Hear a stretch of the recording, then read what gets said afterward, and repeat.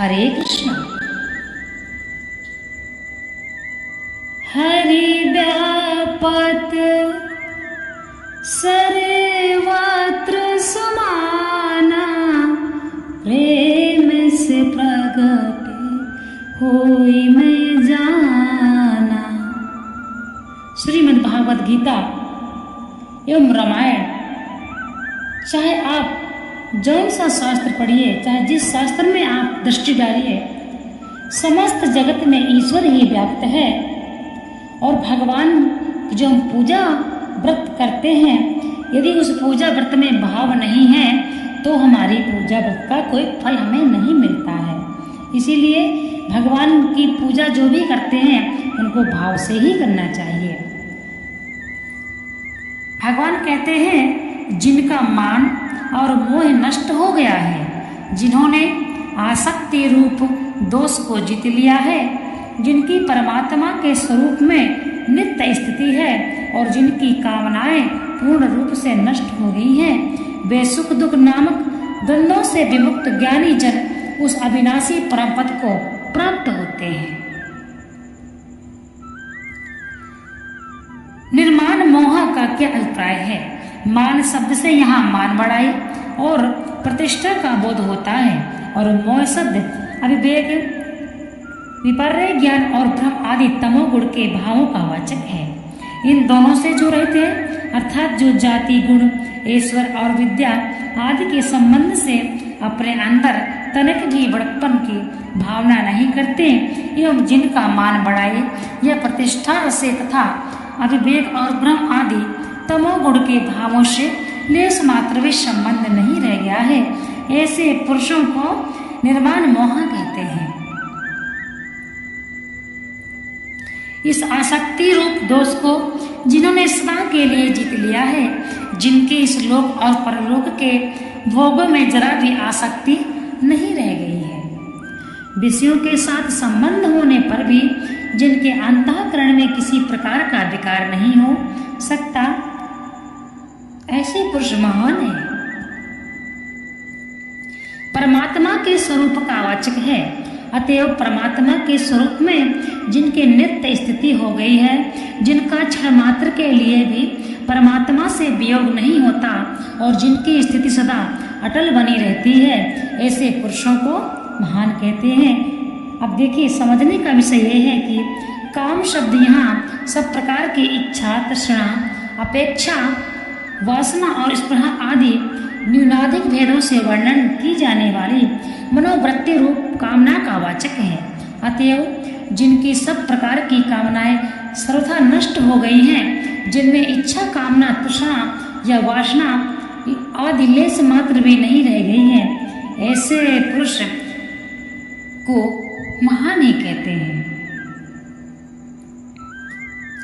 सुख दुख संज्ञक द्वंद्व क्या है और उनसे विमुक्त होना क्या है? शीत उष्ण, प्रिय अप्रिय, मान अपमान, स्तुति निंदा आदि इत्यादि द्वंद्वों को सुख और दुखों में हेतु होने से सुख दुख संज्ञक कहा गया है। इन सब से किंचित मात्र भी संबंध न रखना, अर्थात किसी भी द्वंद्व के संयोग वियोग में जरा भी राग द्वेष हर्ष शोक आदि विकार का न होना ही उन द्वंद्वों से सर्वथा मुक्त होना है। इसलिए ऐसे पुरुषों को सुख दुख नामक द्वंद्वों से विमुक्त कहते हैं। अमूढ़ा पद का क्या भाव है? अमूढ़ा पद जिनमें मूढ़ता या अज्ञानता का सर्वथा अभाव हो, उन ज्ञानी महात्माओं को वाचक है। उपर्युक्त समस्त विशेषणों को यही विशेष है। इसका प्रयोग करके भगवान ने यह दिखलाया है कि निर्माण मोह यदि समस्त गुणों से युक्त जो ज्ञानी जन हैं, वे ही परम पद को प्राप्त होते हैं। यह अविनाशी परम पद क्या है और उसको प्राप्त होना क्या है? जिस आदि पुरुष के शरण होने के लिए कहा गया है, उसी सर्वशक्तिमान सर्वाधार परमेश्वर का वाचक अविनाशी परम पद था उस परमेश्वर की माया से विस्तार को प्राप्त हुए संसार वृक्ष से सर्वथा अतीत होकर उस परम पद स्वरूप परमेश्वर को पा लेना ही अव्यय पद को प्राप्त होना है।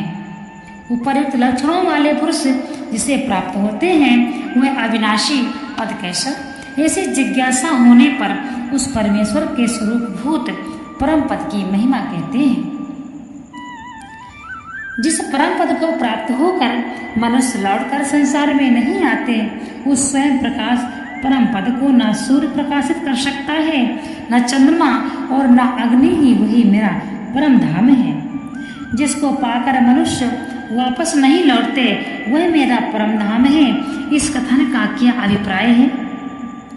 इस कथन से भगवान ने यह भाव दिखलाया है कि मेरा जो नित्य धाम है वह सच्चिदानंदमय दिव्य चेतन और मेरा ही स्वरूप होने के कारण वास्तव में मुझसे अभिन्न ही है। अतः यहाँ परम धाम शब्द मेरे नित्य धाम तथा मेरे स्वरूप और भाव आदि सभी का वाचक है। अभिप्राय यह है कि जहाँ पहुँचने के बाद इस संसार से कभी किसी भी काल में और किसी भी अवस्था में पुनः संबंध नहीं हो सकता, वही मेरा परम धाम अर्थात मायातीत धाम है और वही मेरा स्वरूप है। इसी को अव्यक्त अक्षर और परम गति भी कहते हैं। इसी का वर्णन करती हुई श्रुति भी है।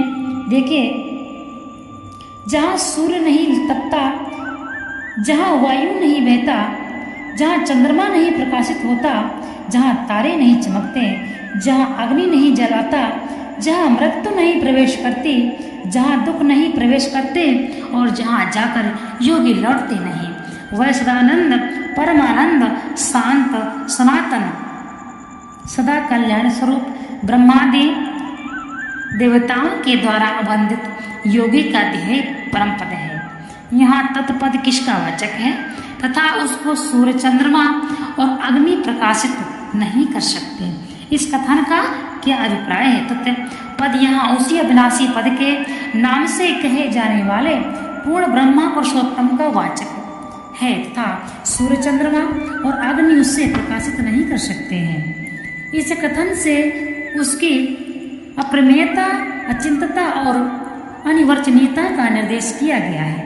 अभिप्राय यह है कि समस्त संसार को प्रकाशित करने वाले सूर्य चंद्रमा और अग्नि एवं समस्त ये जिनके देवता हैं, ये वे चक्षु मन और वाणी कोई भी उस परम पद को प्रकाशित नहीं कर सकते हैं। इससे भी यह समझ लेना चाहिए कि इनके अतिरिक्त और भी जितने प्रकाशक तत्व माने गए हैं, उनमें से भी कोई या सब मिलकर भी उस परम पद को प्रकाशित करने में समर्थ नहीं है, क्योंकि ये सब उसी के प्रकाश से, उसी का सत्ता स्फूर्ति के किसी भी अंश से स्वयं प्रकाशित होते हैं। यह सर्वथा युक्त भी है। अपने प्रकाश को कोई कैसे प्रकाशित कर सकते हैं जिन नेत्रवाणी या मन आदि किसी की वहाँ पहुँच भी नहीं, वे इसका वर्णन कैसे कर सकते हैं?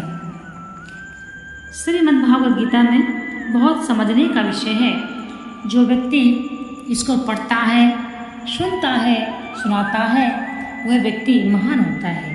कहते हैं जो व्यक्ति श्रीमद् भागवत गीता पढ़ता है उस व्यक्ति के दर्शन मात्र से ही हमारे पाप नष्ट हो जाते हैं। इसलिए श्रीमद् भागवत गीता पढ़ना अनिवार्य है।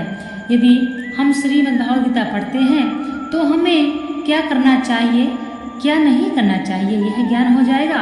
और कर्म का सिद्धांत भगवान श्री कृष्ण सुनाते हैं। हमें अपने कर्मों को कैसे करना चाहिए, हम यहाँ पर किस लिए आए हैं और पृथ्वी में हमारा मनुष्य योनि में जन्म किस लिए हुआ है, तथा हमें क्या सही दिशा हमको गीता से ही प्राप्त होती है। इसीलिए भगवत गीता पढ़ें, समय